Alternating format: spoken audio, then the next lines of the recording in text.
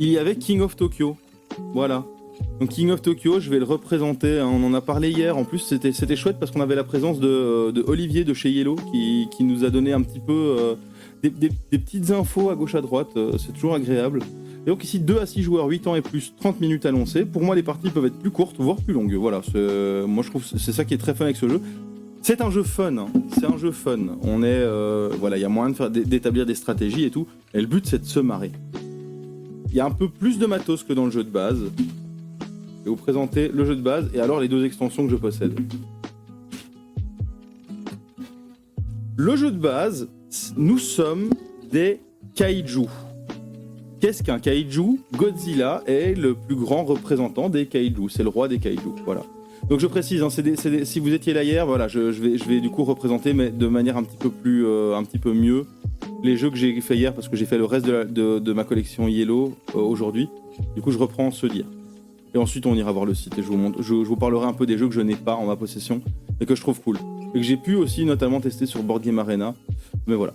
King of Tokyo, c'est un jeu dans lequel on est des kaiju. Kaiju égale Godzilla égale tous ces autres monstres. On a ici par exemple notamment le Gigazord. Hein. Le Gigazord, c'est quand même un petit peu un Godzilla en puissance. Dans les kaiju, on a également... Alors... Dans la boîte de base de King. Donc, alors c'est pas King Kong parce qu'ils ont sorti une extension monstre King Kong.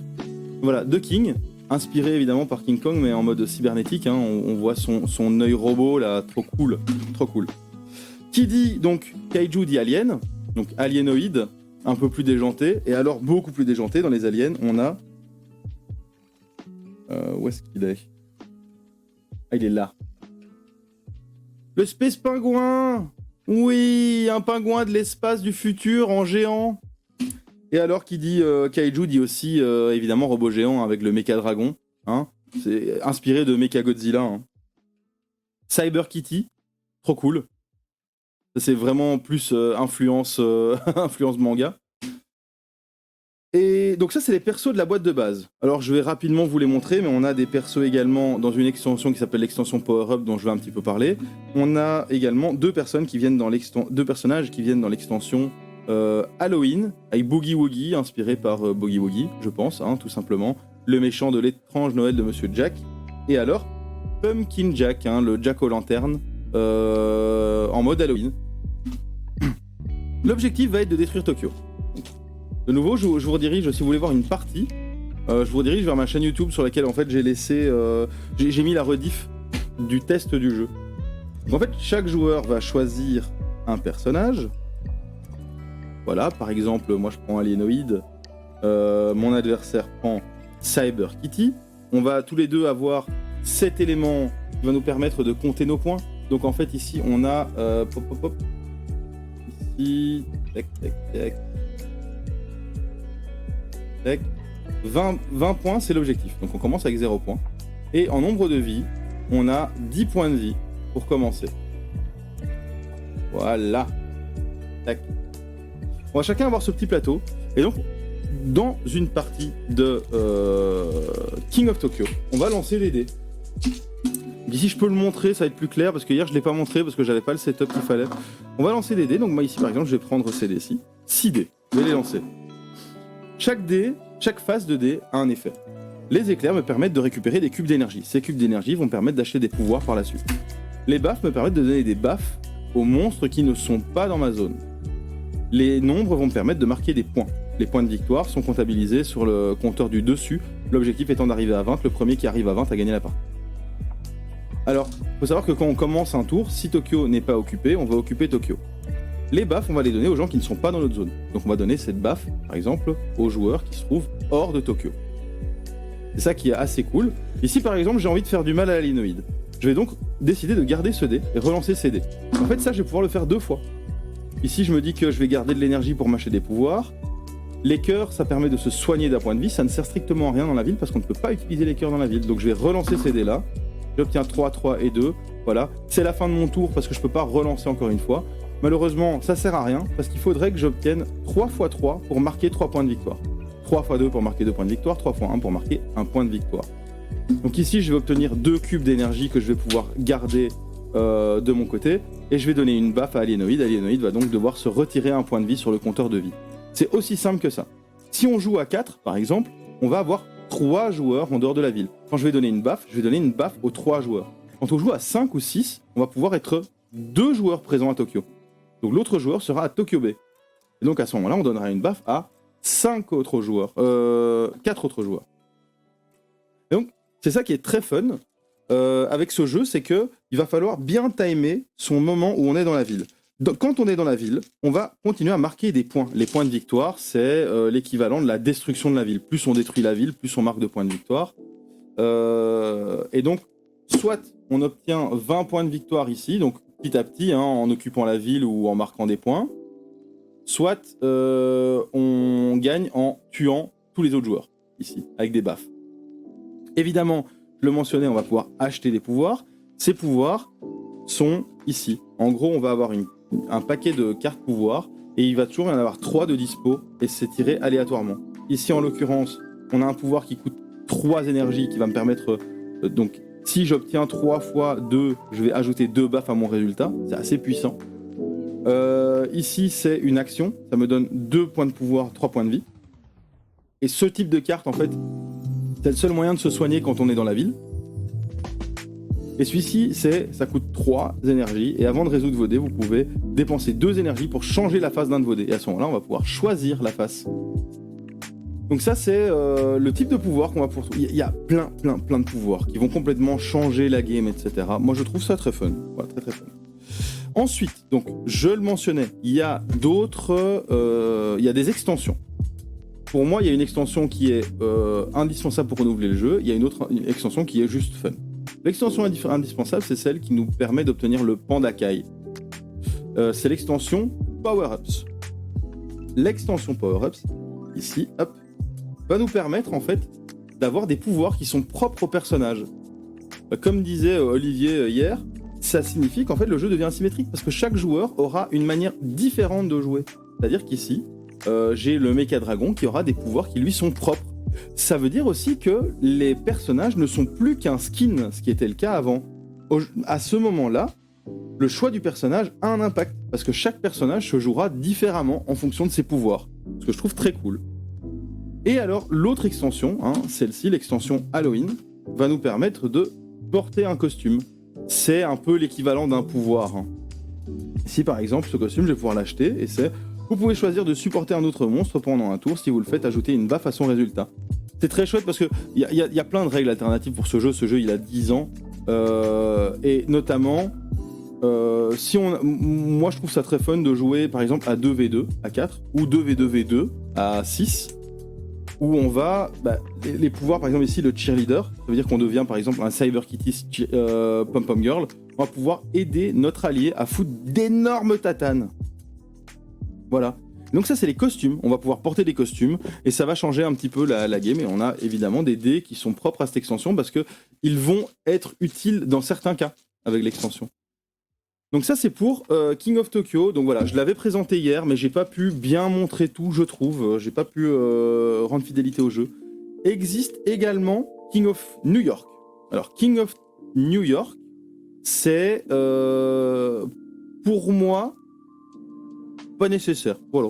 Le jeu, il est cool, mais la force de King of Tokyo, c'est sa simplicité. King of New York ajoute des règles, il rajoute pas spécialement du fun, ni de la complexité au jeu. Parce qu'en fait, il y a vraiment moyen d'être stratégique dans le jeu. Hein. On peut forcer un joueur à aller sur Tokyo et à se faire tuer, par exemple. Donc il y a vraiment moyen de chercher la petite bête. Moi, j'ai joué avec des ados qui m'ont dit, première partie, oh c'est fun, deuxième partie, mais c'est stratégique en fait. Donc King of Tokyo, très très fun, de Richard Garfield. J'arrête pas de mettre un D parce que Garfield, le personnage de BD. Les illustrations sont très très cool. Et ce jeu, la Monster Box, la Game Box. Voilà, ça reste entre nous. Et donc voilà, très très chouette jeu, je trouve. Go King of Tokyo.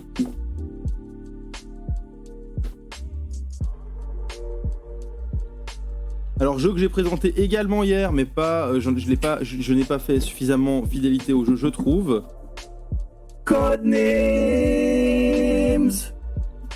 Codenames, gros classique du jeu de société également. Jeu d'association d'idées par équipe. Codenames normal qui utilise des mots. Codenames image qui utilise des images. Voilà. Alors, je vous explique. On va avoir des images qui vont être posées de manière aléatoire. On va faire une grille de 5 x 4 images. Hop, hop, hop, tac, tac, tac. Vous pouvez voir plein de vidéos de gens qui jouent à Codenames, hein, même des gros streamers tels que Antoine Daniel. On fait des parties de Codenames en virtuel parce qu'il existe également en virtuel. C'est un jeu qui se joue très bien en virtuel d'ailleurs. Et qui se joue très bien, je trouve, si on a une webcam, avec le jeu physique à distance avec des gens. Voilà. Tac, tac, tac. J'adore les illustrations. Je les trouve super chouettes. Elles sont assez random. Voilà, moi je trouve ça cool. Le jeu va jouer de la manière suivante. Chaque équipe possède un espion et chaque équipe possède des agents. L'espion a ceci. Il n'y a que les 2 espions qui voient cette carte. Cette carte est donc propre à la partie. Elle va changer. Il y a plein de cartes. Plein. Et en fonction de si on la met comme ça ou comme ça, c'est une nouvelle partie. Pareil, les cartes ici, elles sont aléatoires, donc chaque partie va changer. Ici, si je fais partie de l'équipe rouge, mon objectif va être de faire deviner les images rouges sur la map à mes coéquipiers. Si je suis dans l'espion de l'équipe bleue, mon objectif va être de faire deviner les images bleues sur le plan à mon équipe. Pour ça, en fait, je vais avoir la possibilité d'utiliser un mot, un nombre. Par exemple, je suis le joueur bleu. J'aimerais faire deviner, avec un mot, le plus de cartes possible, mais sans induire mon équipe en erreur. Donc je vais réfléchir. Pas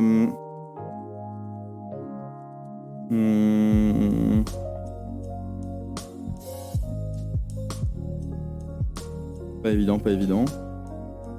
Bon, je vais dire bois 2. Bois la matière, par exemple. Là, mes coéquipiers vont regarder. Qu'est-ce qui peut contenir du bois ? Ici, on a par exemple un marteau en bois. Ici, on a un arbre.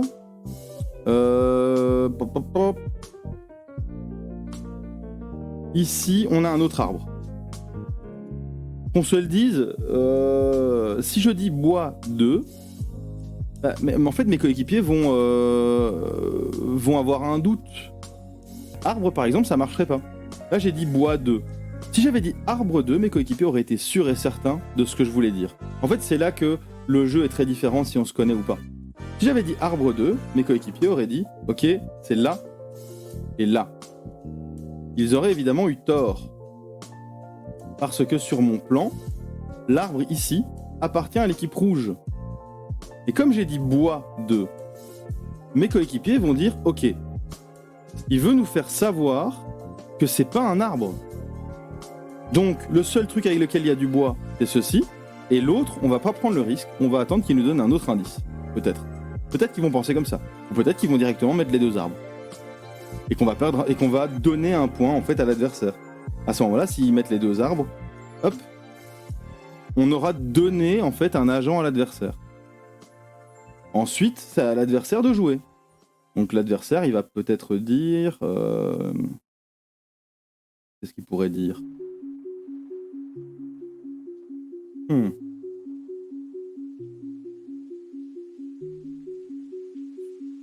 J'ai pas trop d'idées, donc je vais dire... Alors par exemple, il pourrait dire robot 1. Voilà. Le polichinelle en haut à gauche. Quel polichinelle ? Ici, ça ? C'est pas un polichinelle, regarde. C'est un tractopelle avec un gant de Mickey. Un à gauche. Un ceci. Oui, c'est du bois aussi, en effet. Ouais, c'est du bois. Ouais, t'as raison. T'as raison, ils auraient été encore plus induits en erreur. Ici, en fait, ce qu'on va voir, s'ils avaient sélectionné ceci, par exemple, hein, et pas l'arbre, à ce moment-là, ça aurait été un agent neutre. Enfin, c'est pas un agent, c'est juste un civil. Voilà.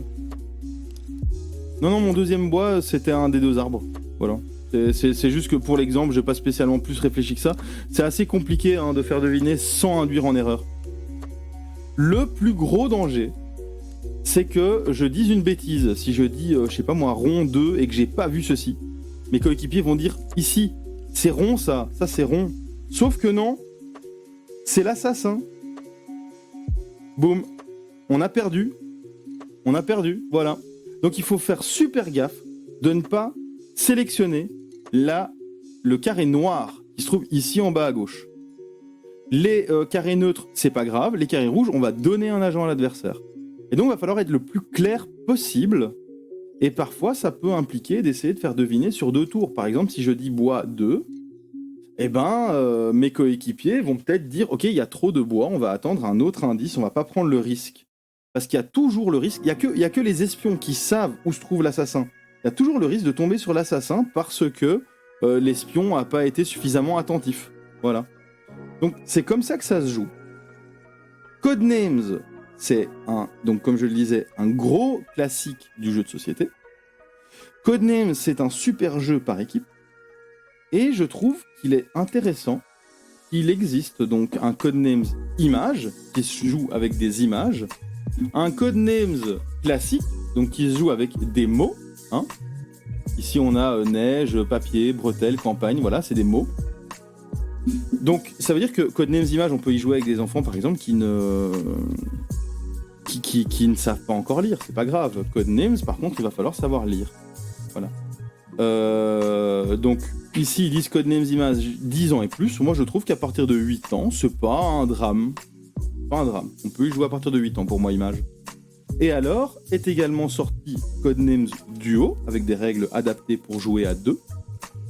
Et est également sorti Codenames Disney. Ça, c'est extrêmement récent. Il y a vraiment pas longtemps qu'il est sorti.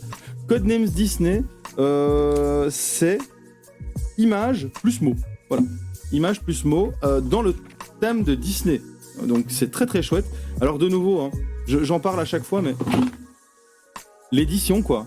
Le graphic design, on a la tranche avec l'illustration, Yellow en dessous, au-dessus les informations indispensables, le nom du jeu, c'est clair, c'est limpide, voilà, jeu de Vlad Fatil, je sais pas comment on le dit. Mais donc voilà, excellent jeu, moi j'aime bien. Bon, mon jeu préféré de rôle caché. Time Bomb. Time Bomb, c'est mon jeu préféré de rôle caché, tout simplement. Qui dit rôle caché dit 4 à 8 joueurs. On n'y joue pas à 2, on n'y joue pas à 3, on y joue à partir de 4. 8 ans et plus, 15 minutes la partie, ça me paraît plutôt honnête. Ça dépend, parce que moi j'ai des potes qui blablatent à mort. C'est blablabla. Et au final, les parties, il n'y a pas de fin. Donc ici, on va se voir attribuer un rôle aléatoire. Voilà. Si on joue à 4, par exemple, il y aura 2 méchants. Si on joue à 5, il y aura 3 gentils, 2 méchants. Les méchants font partie de l'équipe de Moriarty. Les gentils font partie de l'équipe de Sherlock. Moriarty a posé une bombe au pied de Big Ben. Enfin là, c'est pas vraiment au pied, c'est dans Big Ben. A posé une bombe sur Big Ben. Nous, notre but, les gentils, ça va être de désamorcer la bombe. Si on joue à 5 joueurs, il y aura 5 câbles de désamorçage à trouver et à couper. Le but de Moriarty, c'est de tout faire péter. Donc, d'empêcher les gentils de trouver les câbles et de forcer quelqu'un à couper le mauvais câble et à faire péter la bombe. Et ensuite, on aura plein de câbles neutres. Voilà. Si on joue, par exemple, à 5, on aura au total 25 cartes pour commencer. Donc 5, plus une, 6, 7, 8, 9, 11, 12, 13, 14, 15, 16, 17, 18, 19, 20, 21, 22, 23, 24, 25. Voilà. Ici, on a 25 cartes au total. Un câble qui fait tout péter, 5 câbles qui désamorcent, et évidemment, plein de câbles qui servent à rien. Les 5 joueurs vont se voir donc attribuer un rôle aléatoirement, et ensuite, premier tour, c'est très simple. Chaque joueur va recevoir 5 cartes. On va dire que ceci, c'est moi. Je reçois 5 cartes. J'ai ceci. Moi je le sais. Moi je le vois. Je connais mes cartes. Donc j'ai un câble, j'ai Big Ben, j'ai 3 câbles qui servent à rien. Je vais mélanger. Parce que je peux pas savoir où se trouve le bon câble. Tout ce que je peux savoir, c'est ce que je possède. Je vais les mettre devant moi.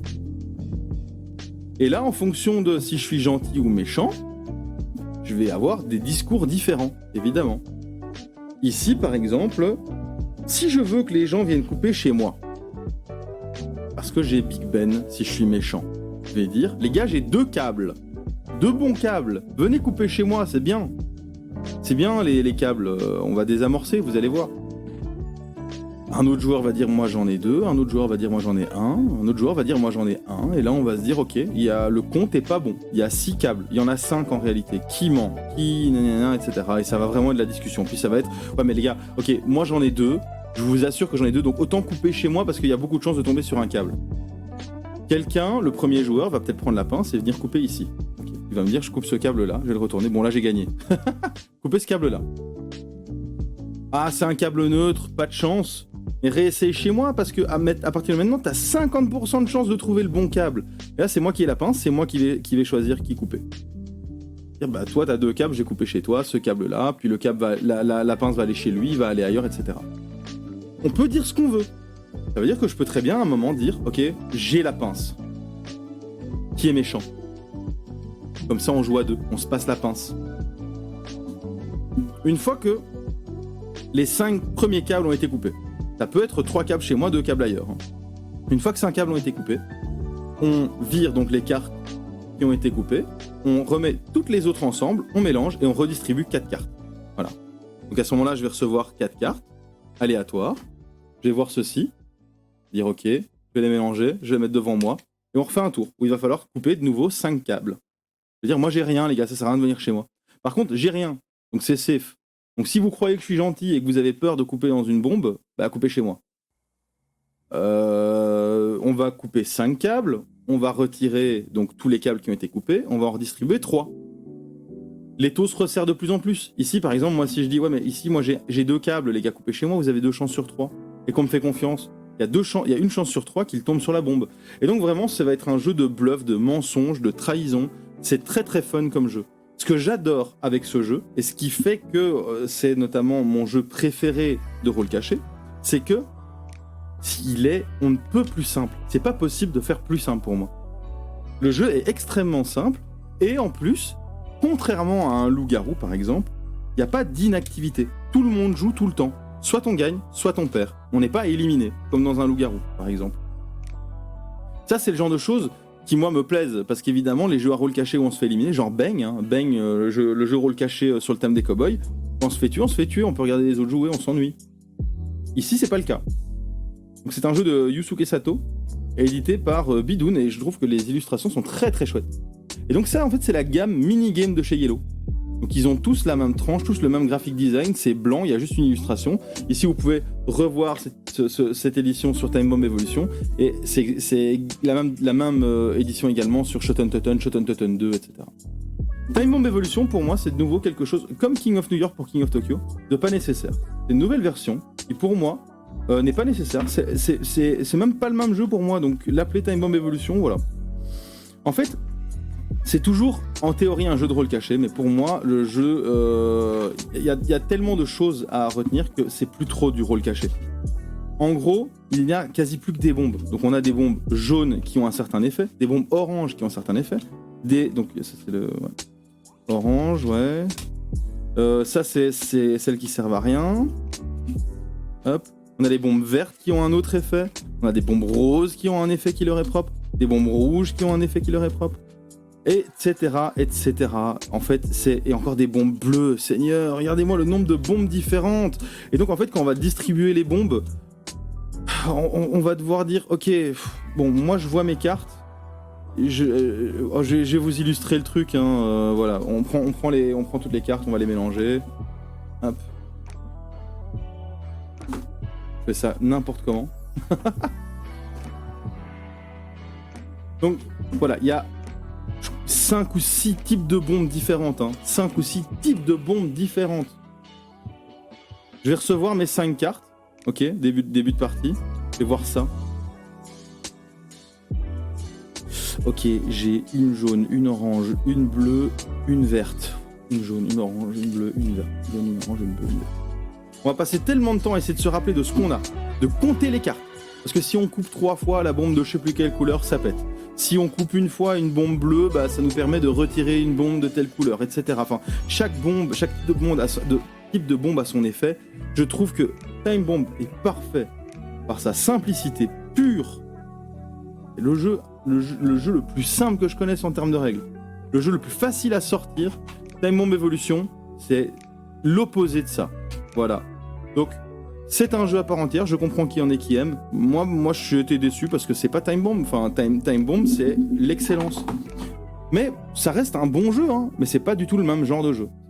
Pour moi, c'est pas du tout un Time Bomb. Donc voilà, la tranche, moi je trouve ça cool. Les tranches qu'on retrouve à chaque fois. Et alors, je crois que ça c'est le dernier jeu Yellow que j'ai en ma possession. The Crew. The Crew, As d'or, expert 2021, Kennerspiel des Jahres 2020. Donc, gros jeu primé, 3 à 5 joueurs, 10 ans et plus, 20 minutes. Comme Olivier disait hier, il y a un débat dans le milieu qui est-ce que c'est un jeu expert ou pas. Voilà, chacun se fait son propre avis. C'est un jeu... En fait, non. Vous savez pourquoi moi je trouve que c'est injuste par rapport aux As d'or par exemple? C'est que dans les As d'or, les jeux sélectionnés c'était du Tainted Grail, c'était du Dilemme du Roi, c'était du gros jeu qui coûte 80 balles, genre environ 60-80 euros, etc. en magasin. The Crew, il coûte 20 euros peut-être. Bah forcément,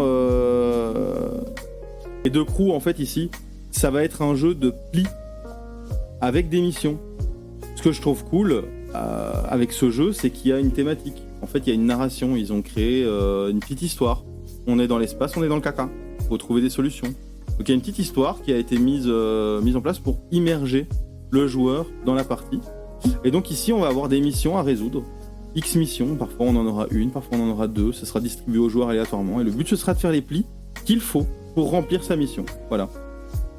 Si je dois, par exemple, obtenir le pli qui contient la carte 2 bleue, bah, il faut que... Oui, on l'a testé à mon naïf. On joue pas avec les jokers, nous. Ah, oui, alors ça, c'est un truc. Oui, alors, tous les jeux comme ça, hein, Hanabi, The Game, The Crew, etc., nous, on décide de jouer sans joker, et donc, ça peut mettre très longtemps avant de réussir une partie. Mais donc on va devoir faire des plis. Donc on va chacun avoir des cartes. Et il y a évidemment des atouts. Hein, il va falloir couper au bon moment pour prendre les plis qui sont intéressants. Le thème est complètement un prétexte. Voilà, c'est un jeu de cartes, c'est un jeu de plis. Hein, c'est juste que ce qui est intéressant avec ce jeu, c'est que c'est un jeu coopératif. Donc on va essayer tous de faire les bonnes missions. Par exemple, moi, je vais pas prendre un pli quand je sais que c'est la mission d'un de mes compatriotes de prendre ce pli. Ce qui change beaucoup, parce qu'il y a beaucoup de gens qui ne veulent pas jouer au jeu de pli parce qu'ils ne sont pas, je sais pas moi, assez bons en comptage de cartes ou peu importe. Et bien ici, il n'y aura pas ce problème, parce que c'est un jeu de coopération. Par contre, les jeux de coopération... si on est en mode tryhard, c'est aussi un bon moyen de s'engueuler. Ouais, pourquoi t'as fait ça? T'as pris le pli, c'était moi qui devais le prendre. Regarde, j'avais préservé cette carte pour ça. Tu sais pas compter les cartes, etc. Bon, voilà, ça dépend des joueurs avec qui on joue. Mais The Crew, excellent jeu de pli. Voilà, le thème est un prétexte. Moi, je trouve ça chouette de mettre en contexte, hein, de lire un petit peu avant chaque mission. Ah, voilà, on est dans l'espace, il faut sortir, il y a un réacteur qui est pété, etc. Jeu extrêmement primé, voilà. Moi, je trouve juste, voilà, expert, pourquoi pas. Je trouve juste ça injuste pour les jeux experts qui coûtent très cher, en fait. Parce que là, ça rentre en compte, en fait, dans la sélection. Jeu de Thomas Singh. Je pense que j'ai fait le tour de mes jeux Yellow. J'en ai quand même quelques-uns au final. Hein. Yellow, c'est un gros éditeur. Hein. Alors ici, je vais quand même vous le montrer parce que j'aime bien. C'est l'artbook numéro 4 de Yellow. les bénéfices sont reversés, donc l'intégralité des bénéfices issus de la vente de cet ouvrage est reversée au personnel du CHU de Nancy. Donc ici, l'objectif était évidemment pour Yellow de faire une bonne action, et pour moi d'avoir un artbook. Parce que j'adore. Et en fait, l'artbook, ce qui est super chouette, c'est qu'il a été imprimé également avec cet effet ce revêtement brillant à certains endroits. Ici, par exemple, on a une magnifique illustration de King of Tokyo Dark Edition. Donc en fait, King of Tokyo, c'est un jeu qui est très cool. Pour les 10 ans de King of Tokyo, je pense, ils ont sorti le King of Tokyo Dark Edition, avec des petites règles en plus, notamment la méchanceté. King of Tokyo Dark Edition, c'est aussi le jeu, mais en dark. Je vais essayer de vous montrer des images après. Il est magnifique, il est vraiment magnifique. Et il y a des petites choses qui vont arriver dans King of Tokyo. Ça, c'est un sneak peek qu'on a reçu hier d'Olivier de chez Yellow. C'est-à-dire que ils vont intégrer les mécaniques de méchanceté dans King of Tokyo, et apparemment se prépare un King of Monster, qui est un King of Tokyo coopératif où on se bat contre un méga monstre. C'est trop cool. Voilà, c'est trop cool. L'artbook, en fait, ici, ce sont en fait des illustrations à détacher, et à encadrer. Voilà. King of Tokyo Dark Edition avec Kong sur un tank. Le travail d'illustration est incroyable. Moi, je trouve ça magnifique. Je trouve ça très chouette. Les jeux de couleurs ici, en fait, quand on fait une illustration en noir et blanc, enfin noir et blanc. En tout cas, ici, c'est en valeur de gris. C'est un challenge niveau lumière, en fait, incroyable. Il faut que le travail des lumières soit magnifique, parce que il y a que ça qui sauve l'illustration. Et ici, c'est de main de maître. Kitara, jeu que je n'ai pas, et donc que je n'ai pas encore pu tester. Je suis très curieux de le tester. Il paraît qu'il est très chouette. C'est un jeu de stratégie sur le thème je sais pas si c'est au Kenya ou au Rwanda ou quelque chose comme ça, où en fait il y aura différentes tribus, mais je sais pas, j'ai pas testé le jeu, donc je peux pas en parler beaucoup plus que ça. Tout ce que je peux dire, c'est qu'il est magnifique. Les illustrations sont dingues. Ceci, c'est Shards of Infinity. Alors pareil, j'ai pas Shards of Infinity. Shards of Infinity, c'est un jeu de deck building qui a l'air très très chouette. Mais de nouveau, c'est pas possible de posséder tous les jeux. J'ai un e-shop, mais l'e-shop ne me fait pas vivre, donc je peux pas prendre tous les jeux. Voilà, mais j'aimerais beaucoup tester Shards of Infinity à l'avenir. Pareil Kitara, j'aimerais beaucoup le tester. Time Bomb, regardez-moi cette illustration, elle est magnifique. Moi j'adore, en fait. Voilà, c'est pas un live art, le live art normalement c'est le jeudi, mais cette fois-ci j'ai skippé. Regardez le travail d'ombrage du visage. Je sais pas si on le voit à la caméra, mais il y a des petits points. J'aime beaucoup, en fait, ce type de design où les ombres, c'est aussi un prétexte pour mettre de la texture, mais pas de la texture réaliste. La texture graphique. On va trouver aussi ce genre de choses dans le jeu The Loop, qui est magnifique aussi en termes d'édition. Ça, c'est Kraken Attack. Alors ça, on en parlera quand je parlerai des jeux Loki. Kraken Attack, jeu de coopération pour enfants. Les jeux de coopération pour enfants, ça devient assez... ça devient plutôt... Il y en a de plus en plus. Et c'est quelque chose qui est extrêmement recherché, en fait. Les enfants vont apprendre que le but du jeu n'est pas seulement d'être le vainqueur quand on prend un jeu de coopération. J'ai énormément de demandes d'écoles pour faire des animations de coopération pour les enfants. Shoten Totten 2, voilà, on en parlait. Les clans irlandais, de nouveau l'illustration. Mais alors, de nouveau, le thème est assez bigarré, quoi. Les couleurs sont assez flashy. Il y a un thème qui est assez cool. Et de nouveau, en fait, je trouve que un bon éditeur, c'est aussi bien choisir ses illustrateurs. Et notamment pour Shoten Totten, c'est trop cool. C'est presque un petit peu astérisquesque, je trouve. L'antre du roi de la montagne, de nouveau un jeu que je veux tester, mais regardez comme c'est beau, de nouveau l'illustration là, c'est un travail de chaud-froid, magnifique, magnifique. Dilemme du roi, je veux le tester aussi. Alors ça, j'ai un ami qui l'a, donc on a prévu de le tester, mais voilà, c'est un jeu, il me semble, de campagne, mais un jeu expert, ça, Dilemme du roi, c'est vraiment un jeu expert. Paris Ville Lumière. Alors j'ai pas testé, j'avoue j'ai pas testé, mais il a l'air très joli. Détective Charlie. Alors Détective Charlie, pour moi, ça aurait dû être l'As d'or enfant. Je pense que la raison pour laquelle ce jeu n'a pas été vainqueur, mais uniquement nominé, c'est à cause de sa durée de vie à ce moment-là. À ce moment-là, c'est 6 enquêtes. Sauf que Loki, donc l'éditeur, on en parlera parce que j'aime bien Loki et ce jeu-là, je l'adore. L'éditeur sort des enquêtes en print and play. C'est un jeu d'enquête en fait. Et sort des enquêtes en print and play et le potentiel est relativement infini. Moi, par exemple, j'ai envie de faire dans un live stream, un de ces quatre, de créer une enquête Détective Charlie pour adultes. Où il y aurait des traces de sang et tout, un peu à la... c'est du fan-made hein, évidemment. Je pense qu'on va en voir apparaître à un moment des fan-made. Mais une enquête Détective Charlie un peu à la Happy Tree Friends quoi. Je pense que ça peut être très fun. Mais avec des mécaniques qu'on va retrouver carrément, je sais pas moi, dans les unlock et tout, des trucs un peu plus complexes en termes d'enquête. Je pense que ça peut être très cool. Donc c'est un jeu qui est très chouette, évolutif. Je vais pas trop en parler ici parce que j'ai envie d'en parler dans un live où je présenterai les jeux enfants que j'aime bien.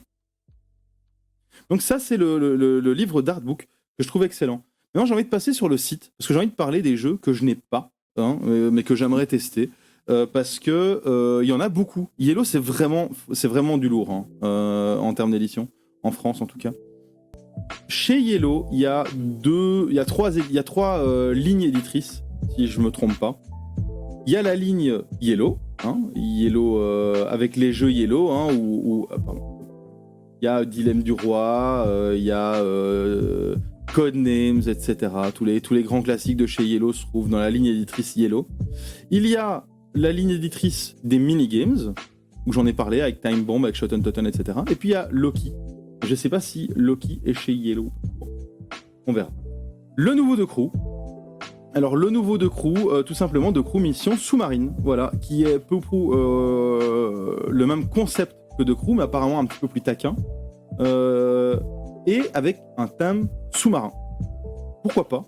Moi je trouve ça cool, un jeu qui est qui a des mécaniques aussi basiques entre guillemets que les jeux de pli, qui arrivent à se renouveler sur une thématique, je trouve ça cool. Donc très curieux de le tester, un de ces quatre. De nouveau, c'est un jeu que je n'ai pas pour l'instant.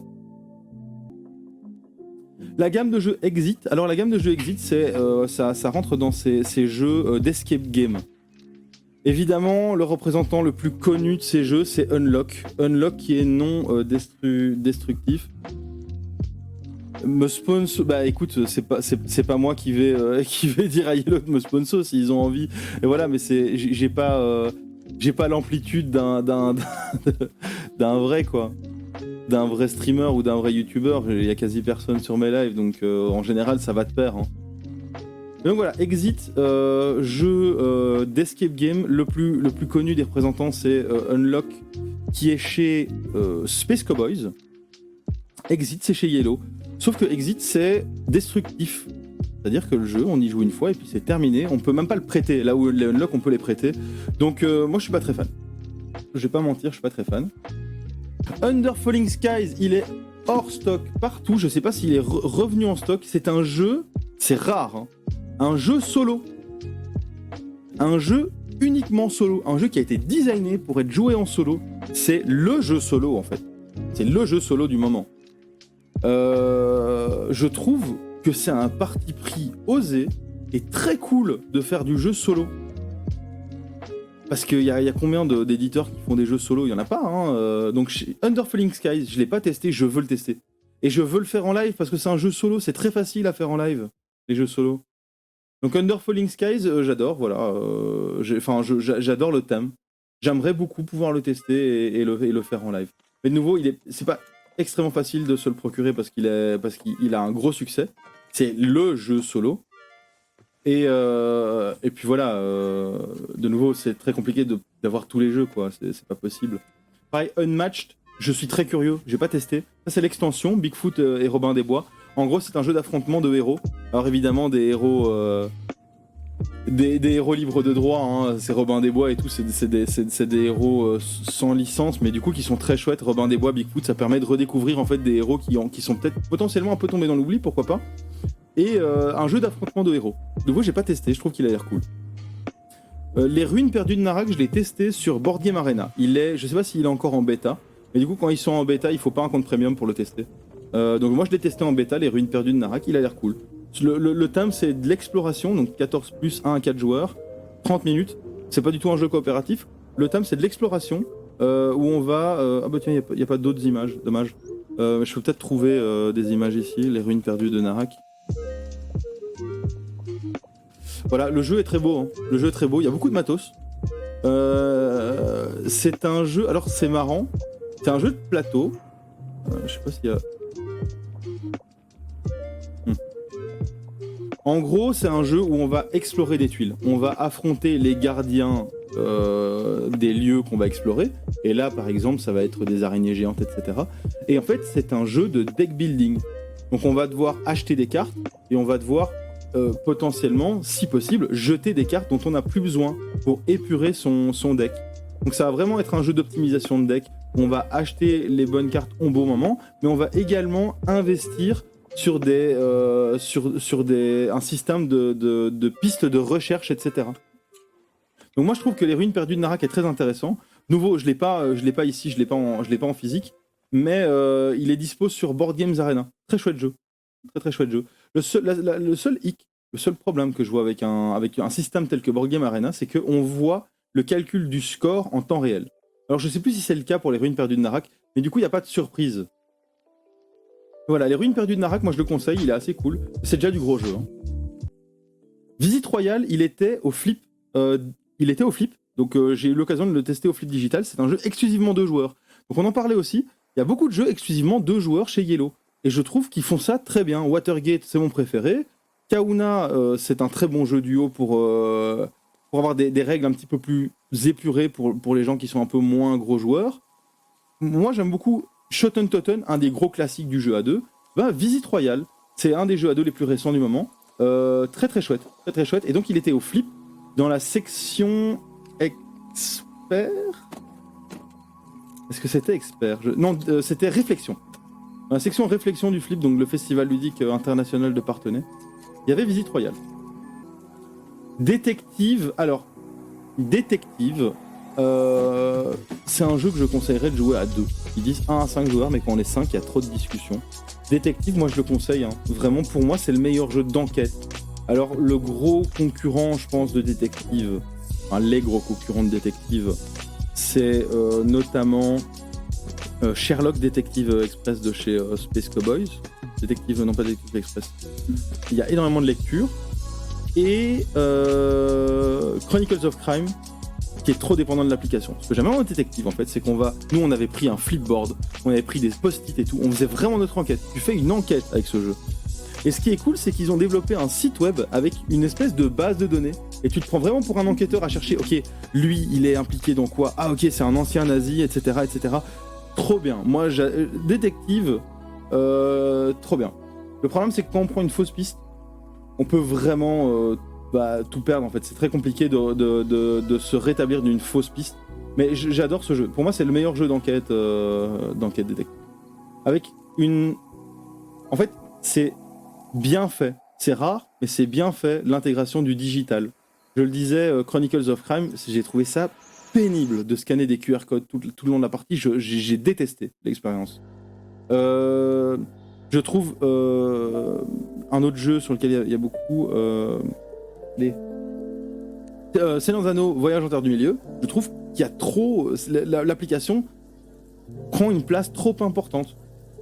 La game minigame et Shoten Totten, voilà. Shoten Totten, celui-là, c'est celui que j'ai pas ici parce que je l'ai prêté, mais en gros, voilà, ça c'est la frontière entre les deux clans. Et on va devoir soit faire des suites, soit faire des couleurs, ou soit, ici par exemple, je crois que là, ça vaut rien comparé à ça. Là, on a un triple 5, ça vaut beaucoup. Donc, ceci est gagné par ce joueur. Le but, en fait, va être de gagner le plus de stèles possible pour étendre son territoire, en fait, repousser la frontière. Donc ces deux clans écossais, moi je trouve les illustrations assez drôles, on les voit sur le site. Je le disais, hein, pour moi elles font un petit peu astérisquesque, j'aime beaucoup les illustrations de Shoten Totten. Et le terme me fait rire. Mais en gros, c'est un éditeur de jeux enfants. Hein. J'y reviendrai avec beaucoup plus de détails quand je parlerai des jeux enfants. Détective Charlie chez Loki que j'adore. Et donc voilà, Loki, éditeur qui est souvent associé à Yellow. En fait, pourquoi ? Parce que Yellow fait partie de ces éditeurs qui distribuent. Si on prend par exemple un éditeur que j'ai présenté il y a 2 semaines qui était Matago, Matago est distribué par Asmodée. Yellow se distribue en France, en Belgique, eux-mêmes, et distribue l'éditeur Loki. Voilà. Et le distributeur, en fait, c'est celui qui va gérer la logistique pour livrer les boutiques. Donc, un créateur va créer un jeu, un éditeur va s'occuper de la direction artistique, de trouver un illustrateur parfois, même de travailler sur l'équilibrage, de choisir le thème du jeu, etc. Et l'éditeur va également se charger de la production du jeu. Donc, les usines, faire l'impression, etc., etc. Une fois que l'éditeur a fait tout ce travail et a produit le jeu, c'est le distributeur qui va distribuer le jeu aux boutiques. Et Yellow se distribue en France et en Belgique. Ce qui est assez chouette en fait, hein, d'avoir un interlocuteur pour le tout, et le distribuer également Loki. Donc ça c'est pour Yellow.